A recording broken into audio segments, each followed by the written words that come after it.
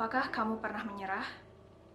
Ngerasa semua hal yang dilakukan selama ini sia-sia, sampai akhirnya capek banget buat ngelanjutin perjuangan? Kalau iya, gak apa-apa. Itu wajar. Aku juga pernah. Ingat, manusia hidup bukan buat menjadi yang sempurna, namun untuk mencari jati diri yang sebenarnya. Tahu gak sih, menyerah bisa jadi jalan dalam mencari solusi terbaik dalam kehidupan. Bayangin, hidup kita itu kayak lari maraton, punya jarak tempuh.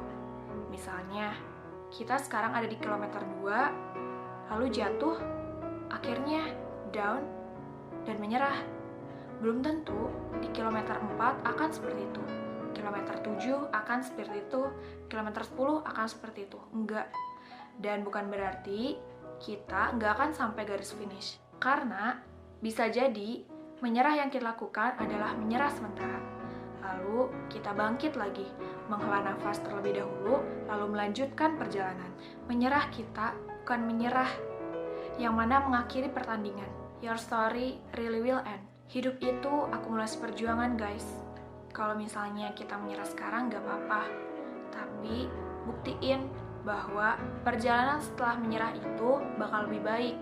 Karena siapa yang memulainya dengan baik, konsisten dengan proses, maka percayalah, akhirnya pun akan berujung baik. Jadi, menyerah itu bumbu perjuangan ya. Aku pernah nyerah karena rasa insecure yang tinggi, menyerah karena keadaan. Aku anak broken home, hidup dan berkembang di lingkungan yang sempurna. Keluarga lengkap, ekonomi makmur, sedang aku pernah nyerah karena direndahin orang. Dibilang mimpinya terlalu tinggi, gak mungkin bisa menggapai mimpi itu. Padahal dia yang ngerendahin aku gak tahu seberapa besar perjuangan aku untuk sampai di titik ini. Kalau misalnya aku tetap ngedengerin apa kata dia bahwa aku gak bisa menggapai apa yang aku ingin, gimana aku hari ini? Aku pernah nyerah karena capek banget merjuangin kampus impianku. Akhirnya aku sakit, dan aku lelah buat ngelanjutin perjuangan. Aku ngerasa gak yakin dan gak bisa. Belajarku super porsir, tanpa adil terhadap badan, tanpa sayang sama jiwa. Kalau aku gak menyerah, lalu tetap memaksa dengan keadaan, gak mungkin deh Unpad jadi jalanku hari ini. Dari rasa menyerah itu, aku banyak sekali belajar tentang bagaimana self-love, bagaimana mencintai diri sendiri, bagaimana tahu bahwa waktu istirahat itu sangat penting, bagaimana tahu bahwa kita itu gak harus untuk terus ngikutin apa kata orang lain. Dari menyerah juga aku belajar bahwa hidup itu harus punya keteguhan hati, harus berprinsip. Aku jadi lebih belajar sayang sama diri sendiri.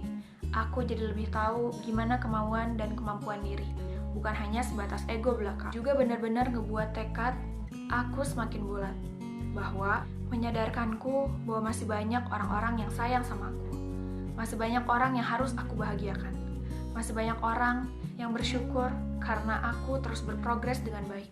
Masih ada mama, papa, walau yang sudah berpisah, harus aku bahagiakan, harus aku banggakan.